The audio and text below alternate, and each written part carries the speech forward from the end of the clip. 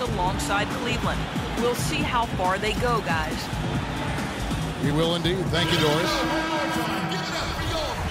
Some changes for Chicago. Joakim Noah is checked in for Gibson. Butler comes in for Kirk Heinrich. And it's Rose in for Aaron Brooks. That pushes it to double digits. 14 points for LaMarcus Aldridge. They're hovering around 50% for the game in three-pointers. That's pretty good. But they've really elevated here in the second quarter. And unfortunately, we've seen a few too many of those. A lack of concentration and alertness, a turnover, and an easy bucket the other way in transition.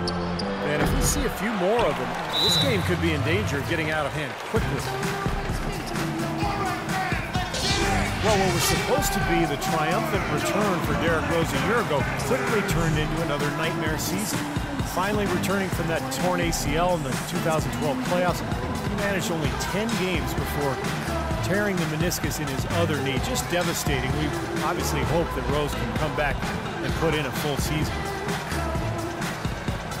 Time called here. The Blazers decide to talk it over. Well, you take a look at Rose, who was extremely patient in trying to get back to being on the court, and then he fell victim to another devastating knee injury. Terrific blow for him personally and certainly for the team and the city. But fortunately, the surgery did manage to keep all of his meniscus, which provides a better prognosis as we move forward. And he's shaking off a poor first quarter shooting effort. He's really starting to turn it on now, guys. I like that they're taking it inside and taking advantage of each opportunity, Clark, to chip away at the deficit. Yeah, and doing it with the dunk is a major energizer, too. Gets the momentum going. Yeah, and I think the interior defense, as good a job offensively as we saw, the defensive presence was almost non-existent. They may see this lead disappear if they continue to give up those easy points. Steve, now for Derrick Rose. How will his game adapt to having surgery now on both knees? Well, he might not be quite as explosive, and maybe that's a good thing if his breakneck style was too much for his joints. But, you know, the mental side of it, that's what I look at. I mean, after missing basically 2 whole seasons, how is he going to bounce back? And a foul on the shot. He'll go to the stripe for 2. Derrick Rose, the 2011 MVP, but major injuries to his knees have cost him most of the last 2 seasons. Only time will tell if he's able to reclaim that elite status in the NBA. Catching up on the changes for Portland. Leonard, he's checked in for Lopez. And it's C.J. McCollum in for Damian Lillard. Dunleavy's checked in for the Bulls. And that one's good.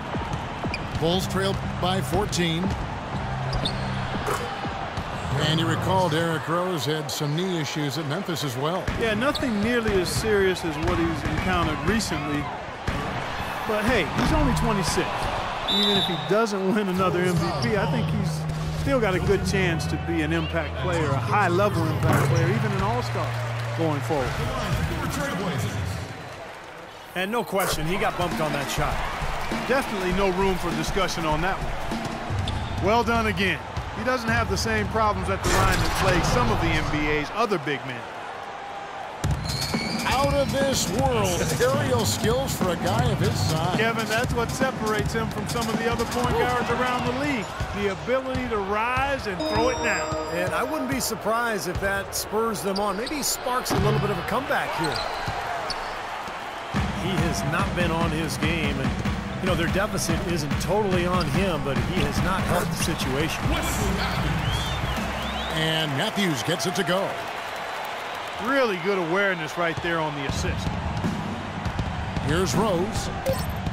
Passes it to Noah. From downtown.